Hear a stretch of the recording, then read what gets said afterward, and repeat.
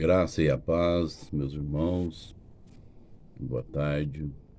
Vamos começar mais uma escola bíblica dominical, dando seguimento ao nosso tema, mutualidade cristã.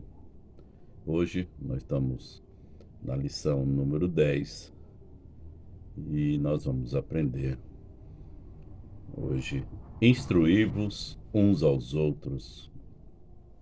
Nosso texto base e também o nosso versículo-chave é Colossenses 3,16. Então já abra sua Bíblia em Colossenses 3,16, que nós vamos orar para o nosso Deus, pedindo a sua iluminação sobre nossas mentes e coração para aprendermos mais um pouco da sua palavra. Oremos e em seguida nós já vamos ler Colossenses 3,16. Curve sua fonte, vamos falar com o nosso Deus. Grandioso Deus e Pai amado que estás nos céus, graça te damos, Senhor, por mais este dia. Obrigado porque até aqui o Senhor tem nos sustentado, tem nos mantido firmes e fortes, Senhor. Que o Senhor venha nesse momento com o seu Santo Espírito nos iluminar e nos dar a sabedoria e o entendimento da tua palavra, do teu querer para a nossa vida, ó Pai. Que nós possamos estar aptos, Senhor, a aprender e também a praticá-la no nosso viver, ó Pai. Seja com cada um, abençoe todos aqueles que estão neste momento, nesta aula, e os irmãozinhos também que não puderam, por algum motivo, vir. Abençoe a cada um, ó Pai. Nós somos gratos, Senhor, por tudo, no nome santo de Jesus. Amém. Amém. Então, nossa lição de número 10, irmãos, é instruir-vos uns aos outros. Texto-chave e também versículo-chave de hoje, Colossenses 3,16, que diz assim, irmãos: habite ricamente em vós a palavra de Cristo, instruí-vos e aconselhai-vos mutuamente em toda a sabedoria. Nossa lição de hoje, irmãos, ela vai nos mostrar que não é somente o pastor ou o professor que tem a responsabilidade de ensinar coisas concernentes à palavra e ao reino de Deus. Todos os cristãos são chamados para exercer o ensino mútuo. Segundo os gregos, irmãos, há 3 classes de pessoas que erram. Primeiro, os que não sabem, mas também não perguntam. Os que sabem e não ensinam. E os que ensinam e não praticam. Essas 3 categorias, erram. Tá? Então, aprender, irmãos, é um privilégio. Pense, enquanto você aprende, você vai ter liberdade, vai ter autonomia, independência. Ao longo da vida, conforme você vai adquirindo as coisas que você aprendeu com alguém. Imagine se você tivesse que dirigir até hoje com um instrutor, do seu lado no carro. Então nós fomos criados por Deus com a potencialidade de ensinar e sermos ensinados. Nosso Senhor Jesus Cristo, ele foi chamado e tratado como mestre.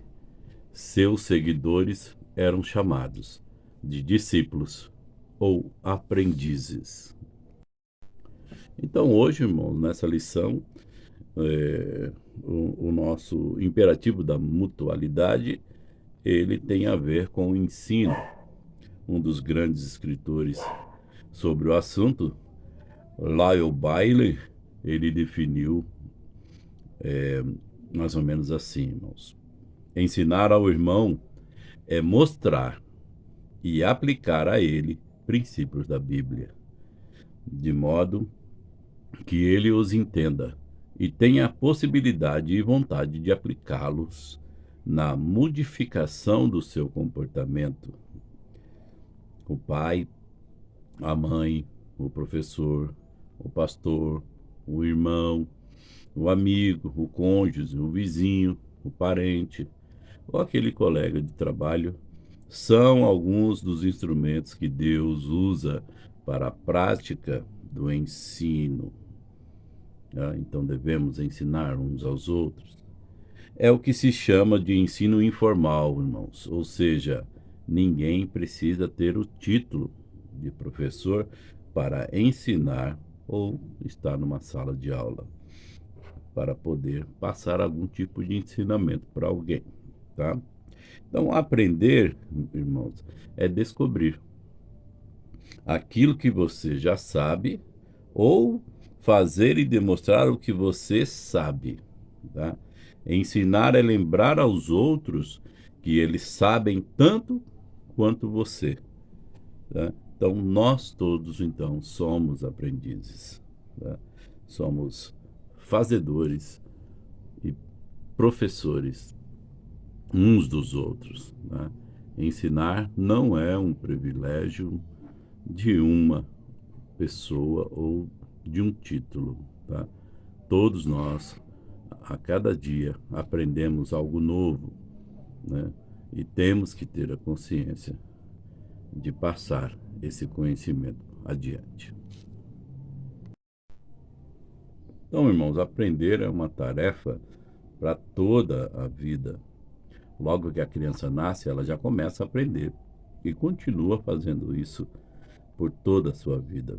Em poucos dias, ela já aprende que com um choro ela pode chamar a mãe ou alguém para perto dela, né? E aí, logo aí no primeiro ano de vida, ela já se familiarizou com muitos objetos e coisas desse novo mundo na sua vida. E por aí a gente vê que conforme vai passando o tempo, ela vai se familiarizando com as coisas e aí ensina-se então um processo que a cada dia vai se aperfeiçoando, né? Ela acaba adquirindo até a aquisição da linguagem de qual ela ouve.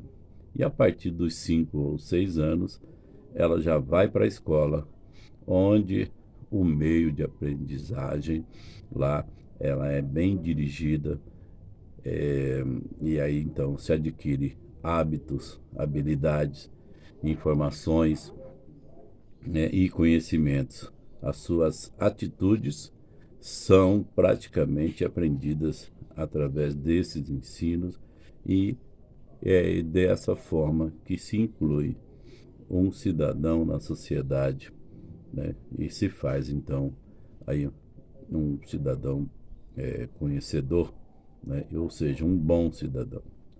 Então, por meio do que se aprende, o homem ele melhora as suas realizações nas tarefas manuais, ele tira partido ali dos seus erros, conhece a natureza e compreende o, aqueles que estão do seu lado, ou seja, os que o acompanham, né?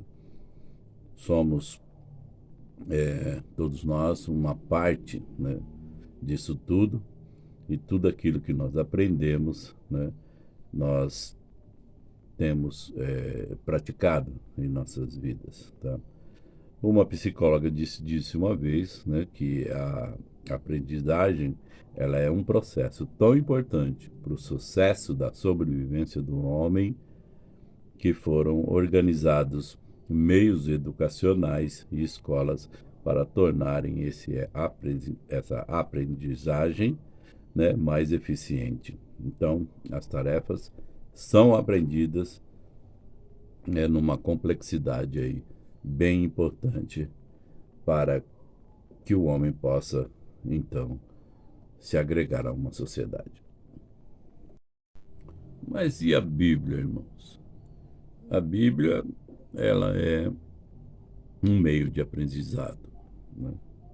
Nós vamos ver algumas passagens aqui onde o próprio Deus ele faz esse convite para que nós sejamos, né, instruídos e também instruirmos. Logo no começo, ali em Gênesis 2, 15 a 17, já tem o primeiro convite que Deus faz ao homem. É, ele leva-os, né, e entrega nas suas mãos o Éden e pede para que eles sejam seus cuidadores, cultivem a terra e cuidem do jardim. E aí adverte também, né, sobre uma única árvore onde que não se podia comer, se comesse certamente morreria. Nós vemos também que em Deuteronômio, Moisés, né, lembra o povo da obediência a Deus em várias passagens e lembra também da lei, né? Já no livro de Provérbios, irmãos, ali sim há muitos convites para que o povo, né, venham aprender. E eu achei muito interessante um dos seus versículos, que é o primeiro capítulo de Provérbios, onde o sábio Salomão, né, dá as instruções bem eloquentes para esse aprendizado, né? Até porque a própria Bíblia é uma carta onde Deus instrui ao homem, né? Nós chamamos ela de revelação especial. Ela é tão especial, né, que é uma carta do próprio Deus ao homem. Então abra sua Bíblia aí, vamos ler Provérbios no capítulo 1. Provérbios, capítulo 1, versículo 1. Vamos ler essa passagem onde Salomão, né, um homem mais sábio, escreveu e ela vai nos instruir.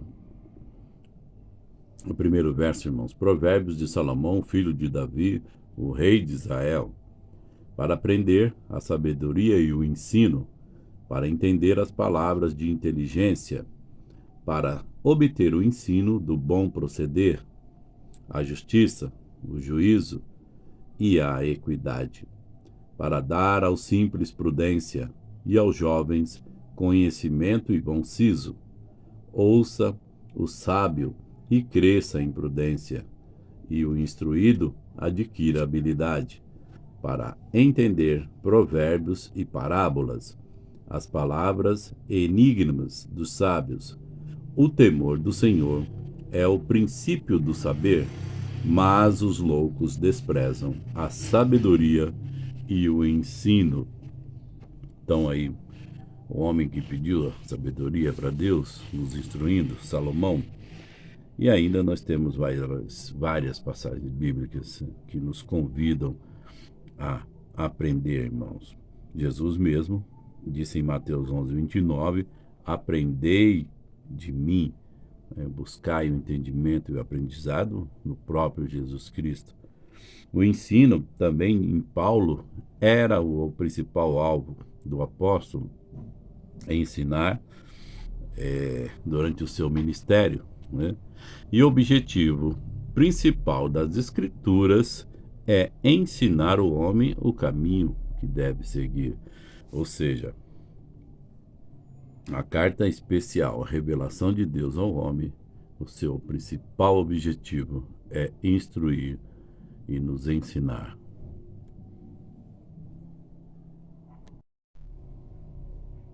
Existem, irmãos, 3 barreiras ou mais, né, que elas impedem, né, a aprendizagem, tá? Então nós vamos destacar apenas 3 aqui, tá? Primeiro é o orgulho intelectual, ou seja, a pessoa que se deixa dominar pela mente carnal. Há duas frases que nós devemos pensar nelas, irmãos. Você sabe o que sabe, mas não sabe tudo o que os outros sabem. E o sábio é aquele que recolhe a sabedoria dos demais, né? Então, há pessoas que, infelizmente, acham que não tem mais nada para aprender, né? E então, com certeza, essa pessoa não iria aprender algo mais, porque a sua mente ela já está bloqueada, né?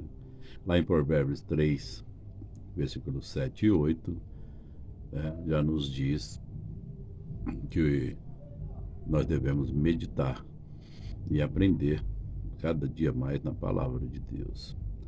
O segundo é o vinho, ou seja, o álcool, né? E nós temos aqui a dica do Dr. Martin Lloyd Jones, que era pastor e médico. E ele nos informa que o álcool, se nós buscarmos o seu efeito, né, farmacologicamente, ele é um elemento depressivo, tá? Então, se nós vemos em qualquer livro de farmacologia, a referência ao álcool, ela vai ser sempre classificada entre os depressivos. Ele não é um estimulante, né? Ele deprime, principalmente os centros mais altos do cérebro, tá? Então, ele controla tudo quanto há ao homem, ou seja, o autocontrole, a sabedoria, o entendimento, a discriminação, o julgamento, o equilíbrio, né? Então, tudo isso o álcool acaba prejudicando, porque ele vai exatamente para esse ponto do cérebro, tá? E aí a pessoa perde, né, o senso, né, de avaliar todas essas coisas, tá? Então, o alcoolismo ele tem estragado a mente de muitas pessoas, né, que poderiam ser excelentes instrutores e professores, tá? E lamentavelmente, né, chega a um estado muitas vezes que é irreversível. E o terceiro é a sensualidade.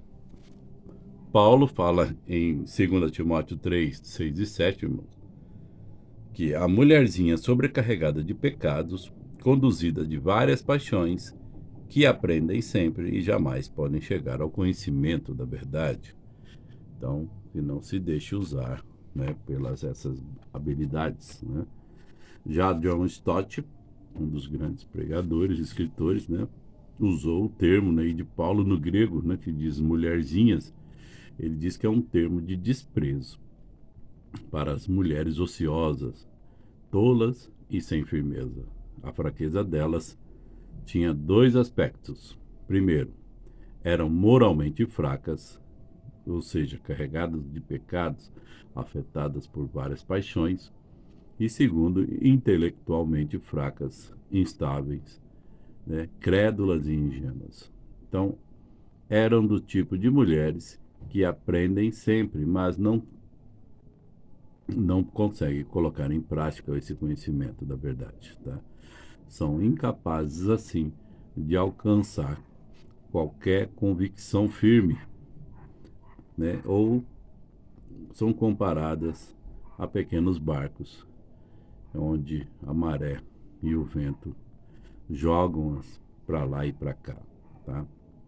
Então, não era o amor à verdade que as impelia de aprender, mas somente um mórbido amor às novidades, segundo Ellicott.